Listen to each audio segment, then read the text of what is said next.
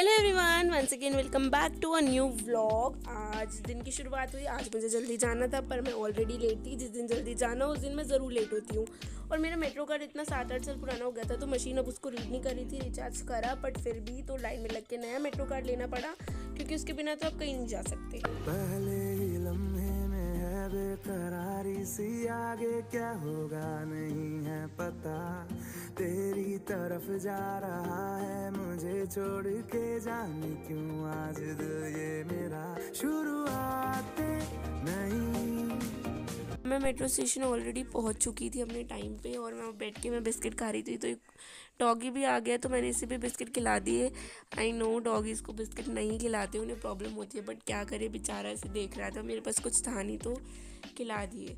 अब मेट्रो तक ट्रैवल हमारा ख़त्म नहीं होता, उसके बाद और संघर्ष है क्लाइंट प्लेस जाने के लिए, क्योंकि मेट्रो कनेक्टिविटी नहीं है। तो सर कैब में आते हैं, फिर मेरे सुबह का जो भी ब्रेकफास्ट होता है, जो भी मैं खाती हूँ, वो भी मेरा कैब में मेट्रो में ही होता है। उसके बाद फाइनली हम क्लाइंट प्लेस पे पहुँच गए और ये मेरा इस क्लाइंट पे सेकेंड लास्ट डे बोल सकते हैं, क्योंकि इसके बाद मुझे नए क्लाइंट प्लेस पे डाल दिया और उसका भी व्लॉग मैं बहुत जल्दी दिखाऊंगी। यहाँ पे हमारा इंटरनल ऑडिट चल रहा है और जिस क्लाइंट पे मुझे डाला है वो है कनकरेंट ऑडिट।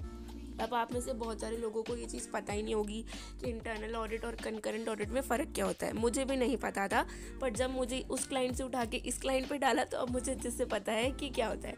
इंटरनल ऑडिट में आप सारी चीज़ें सैम्पल बेसिस पे चेक करते हो, बट कनकरेंट ऑडिट में आप हर चीज़ को इन डेप्थ देखते हो। फॉर एग्जाम्पल, अगर आप परचेज़ का ऑडिट कर रहे हो तो आप 4-5 बिल उठा लोगे या 4-5 ट्रांजेक्शन उठा के उनको देखोगे, पर कनकरेंट ऑडिट में आपके दिन में जितने भी परचेजेस होंगे, जितने भी बिल्स इन्वॉइसेस बनेंगे, आप सारे इन्वॉइसेस को इन डिटेल इन डेप्थ जाके चेक करोगे। तो कनकरेंट ऑडिट में आपका थोड़ा सा बोरिंग हो जाता है, बट ठीक है, मतलब आपको हर चीज़ का थोड़ा थोड़ा एक्सपोजर होना चाहिए, तो अब मुझे मिला वो।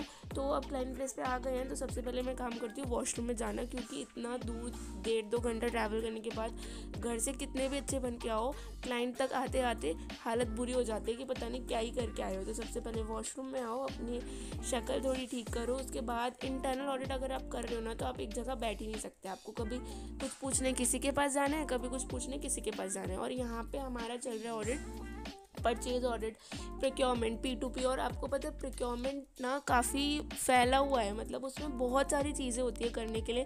आप कितना भी कर लो वो चीज़ ख़त्म ही नहीं होती। आपको कभी कुछ देखना है, आपकी कभी कुछ वर्किंग रह गई, आपने इंडेंट देख लिया, आपने इनवॉइस नहीं देखे, आपने इन्वेंट्री नहीं देखी, ठीक है, आपने सिस्टम वॉक थ्रू नहीं किया। तो बहुत सारी चीज़ें होती है कवर करने के लिए, कभी कुछ रह जाता है, कभी कुछ रह जाता है।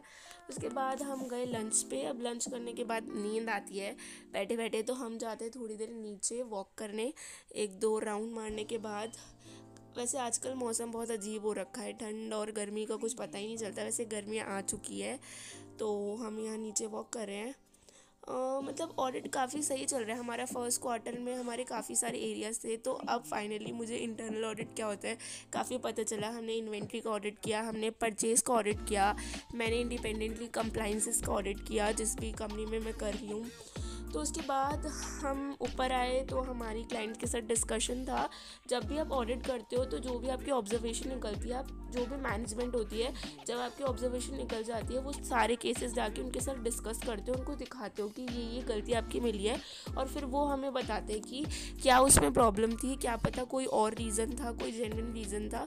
और अगर वो कोई क्लैरिफिकेशन नहीं दे पाते तो वो अपना रिमार्क लिख देते हैं हमारा, हम जिसको इशू ट्रैकर बोलते हैं। जब भी आपका ऑडिट हो जाता है तो उसके बाद आप इशू ट्रैकर रिलीज़ करते हो। तो फाइनली हमारा डे एंड हुआ। अब हम अपना कन्विंस बचाने के लिए ऐसी फर्म में तो आपको कंजूसी करनी पड़ती है, क्योंकि भाई क्लाइंट कन्विंस नहीं देता।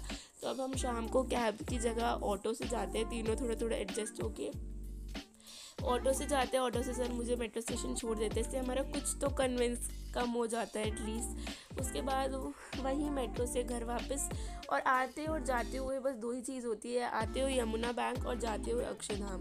अक्षरधाम बहुत लिटरली बहुत अच्छा लगता है रात को जब आप मेट्रो से जाते हो, देखते हो काफ़ी सारी लाइटिंग्स।